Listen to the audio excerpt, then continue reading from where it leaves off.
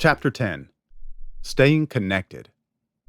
We're still discussing Hack 5, You Do You, but we're shifting gears a bit.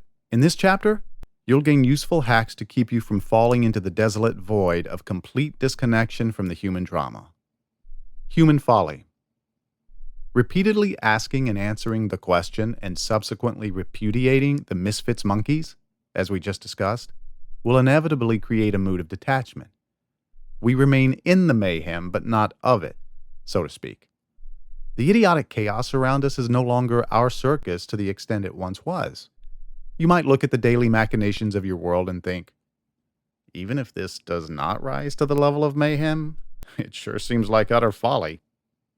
For example, you're attending the lavish 40th birthday bash of an old friend at an elegant Four Seasons ballroom. You're showcasing your best cocktail dress and 5-inch heels that mangle your feet. You've had plenty to eat and drink, and you're starting to sag, physically and mentally. This is an adults-only affair. But a self-absorbed couple whom you just met tonight have brought their rowdy 3-year-old twins. The rascals are zooming around the ballroom like miniature dervishes high on ayahuasca. Their slightly drunk mom leans over to you and says, "Honey, would you mind keeping an eye on little Travis and Tammy so my husband and I can go out to the parking lot and smoke some ganja?" Okay, maybe that's not mayhem, but it easily rises to the level of folly, does it not? So you shake your head calmly and say, "What? Not my circus, not my monkey." Controlled folly. As the feckless folly of our fellow humans becomes increasingly apparent, their efforts to pull you into their daily dramas become less effective. The good news is, your Hack 5 skills reduce the folly's negative impact on your life force. The potential danger, though, is you're becoming even more disengaged from life and disconnected from others than you were back on page 1. You might be less depressed and anxious, but you're still mired in an existential "who gives a shit?" You feel like an astronaut untethered from the space station and floating free into the great void. What to do? The best answer I've found comes from anthropologist Carlos Castaneda, the amazing guy who gave us the foreign installation presented in part 1 of this book. His mentor, Don Juan, advised Carlos to join his fellow men in the midst of their folly, but to control his own folly. The act and habit of controlling his folly helped Carlos accumulate personal power for the development of a sorcerer's will. In our case, controlling our folly lets us join other folks in the midst of their folly while preserving our life force. Hack 5, You Do You, already gives you most of the tools needed to practice controlled folly in your daily life. You reflexively ask the question, you forcefully smack back at shit-slingers, and you flamboyantly fling monkeys off your back. You are unhooking from the folly of your fellow man, the very same folly that used to overwhelm and depress you. You just need one additional ingredient to convert your newfound detachment to controlled folly. Amusement. That's right, amusement. You have to find the mayhem and folly amusing, perhaps even fascinating. There is no point in being offended, any more than you would be when you see a dog licking his gonads. That's what dogs do. Likewise, humans stir up mayhem and folly. Righteous indignation is useless. You'll never stop their mayhem or the folly, so why fume about it?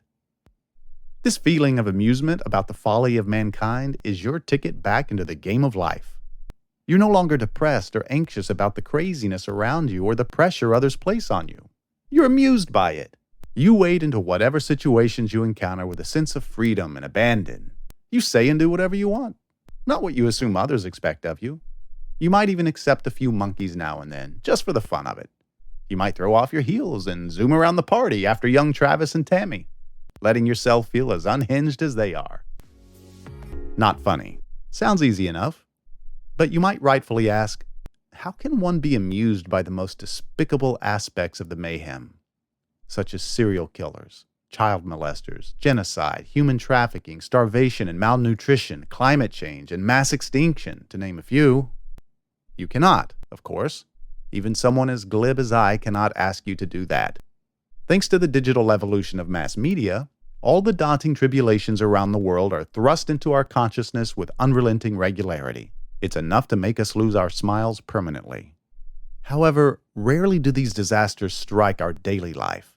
We experience them in a disembodied way as we read about them or watch news feeds. This chaos is not assaulting us directly, and in many cases, there's little to nothing we can do about it.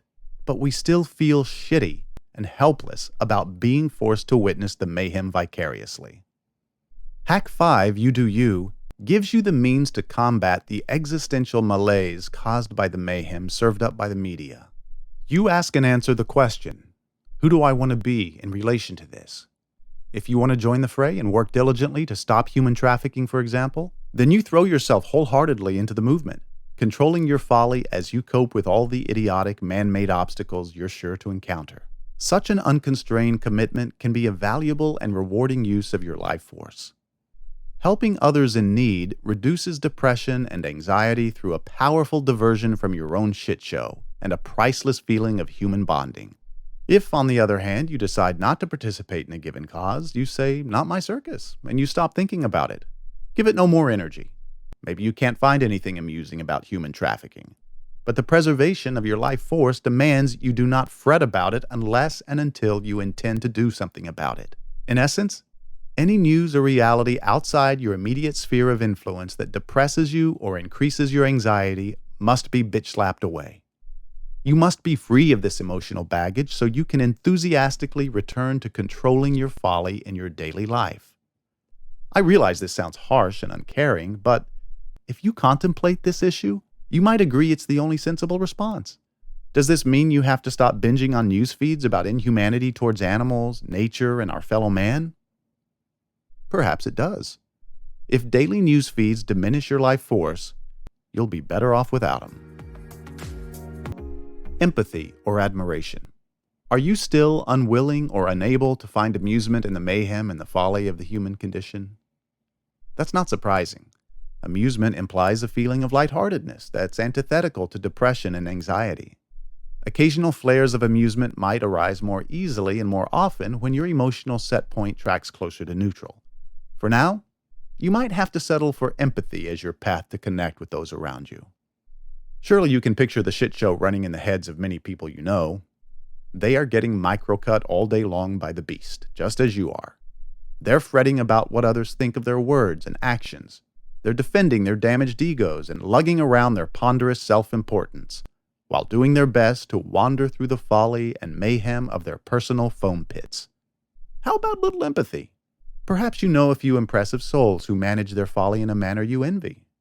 They seem balanced, successful, satisfied, and happy-go-lucky. Maybe they are. Your envy's well justified. But it does not serve you. It drains your life force. Instead, tell your beast to shut the hell up and try to generate a bit of admiration. Hey, these few folks really are controlling their folly. They found a way to enjoy the foam pit. They are more than amused. They are engaged. Hats off to them. My point is simple.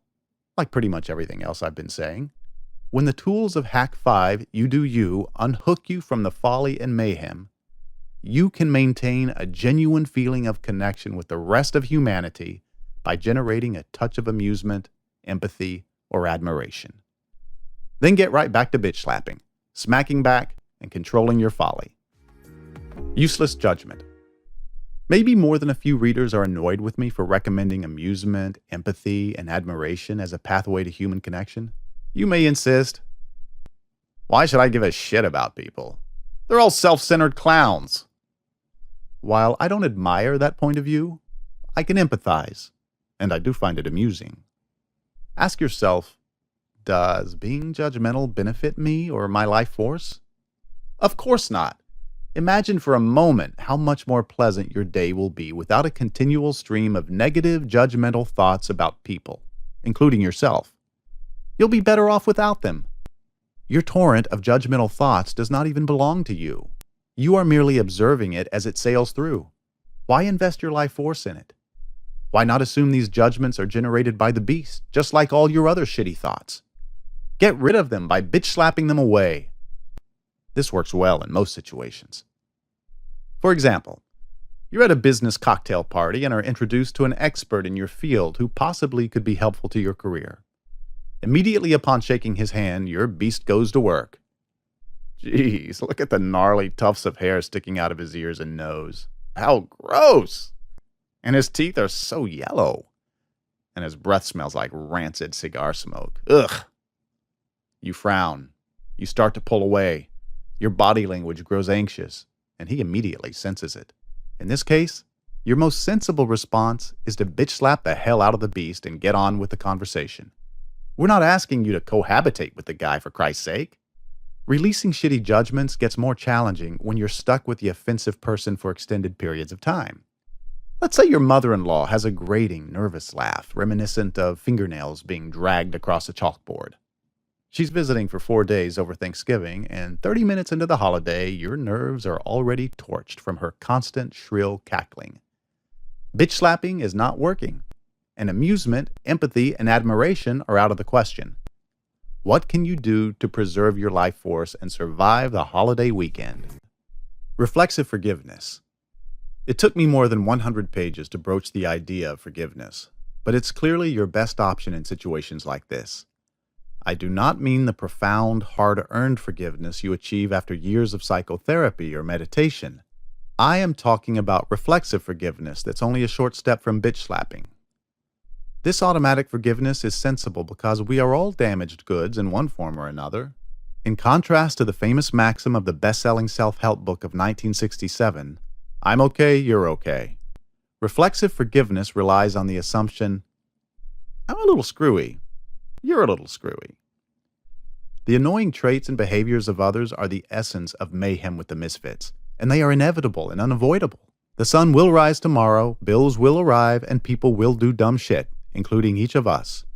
It is far easier to forgive mayhem and folly as it arises than to live in persistent negative judgment of it. Which seems better for your life force? Reflexive judgment or reflexive forgiveness?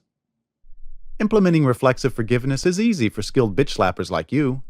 As each negative judgment arises, instead of saying, "Shut the hell up," you simply say, "I forgive that.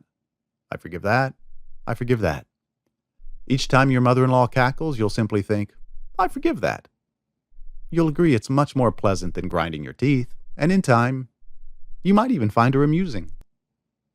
Becoming unfuckwithable. Hack 5, You Do You, is the coup de grace in our efforts to transform you from being fucked up and fucked over to being unfuckwithable. This term has been around for a while, but I picked it up from Vishen Lakhiani, the founder of Mind Valley and author of The Code of the Extraordinary Mind. I like the word a lot because when you can honestly agree that it applies to you, my work here is nearly done. Our efforts to transform you from dominated to dominator have succeeded when you feel unfuckwithable. You now possess simple but powerful hacks to deal in the moment with most of the threats to your life force that pound you continually. You first beat back your internal beast through bitch slapping, diversion, and appreciation. Now you can cope with external shit slingers and the mayhem of the misfits, thanks to the question, the dodge, smackback, high road smackback, broken record responses, and your amused participation in the folly of your fellow humans. Your single-minded vigilance to protect your life force has shifted your priority away from worrying about what others think about you. You are finally free to decide in each situation who and how you want to be. You're most of the way to being unfuckwithable, are you not? And we still have 2 more hacks. Nobody's victim. I have to mention one crucial corollary to your achievement of unfuckwithability. Once you embrace being unfuckwithable, you dispense with an entire category of shitty thoughts, those related to victimhood. Until recently, you have been somebody's victim, have you not? Perhaps it's a shitslinger or two, or a misfit, or the gods, or fate, or your sordid past, or the human condition, or whatever story the beast dreams up to torture you. Hopefully, you are viciously bitch-slapping all thoughts related to victimhood, as they all undoubtedly feel shitty. You are nobody's victim. Get used to it. Take a moment to look at yourself in the mirror, stare intently into your own eyes, and declare, whose victim am I? Nobody's. Now, close this book and devote the next week or two to studying your external world. Observe the people and forces that diminish your life force as it happens. Then immediately and diligently apply the hacks you learned in these 2 chapters. When you feel unfuckwithable for at least a couple of days in a row, join me back here for Hack 6, which helps you hack the day-to-day issues sapping your life force.